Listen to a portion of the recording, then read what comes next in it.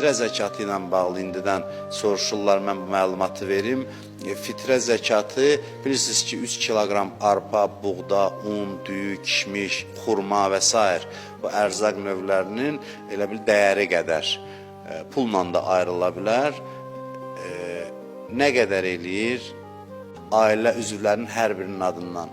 Qafqaz Müsəlmanları İdarəsi 10-15 manat məbləğ deyib, bilirsiniz, orta hesabla deyib. Məsələn, bizdən də ümumiyyətlə məbləğ soruşurlar ki, nə qədər siz neçə deyirsiniz?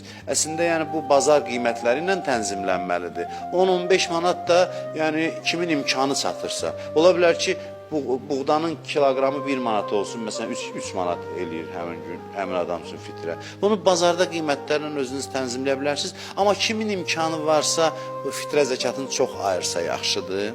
Yəni imkanı çatanlar.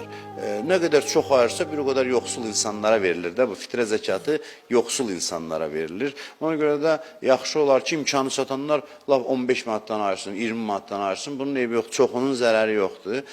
Ən minimumu da təxminən götürmək olar, nə bilim, məsələn, bazarda. Yenə də maraqlanım, mən bilmirəm. Götürək məsələn 3 manat. Hətta bəlkə də arpa ondan da ucuz ola bilər, bilmirəm. Amma hər halda bir ortalama rəqəm kimi təqdim olunur. Fitrə zəkatı, fitr bayramı axşam ayrılır. Yəni eşidən kimi ay göründü.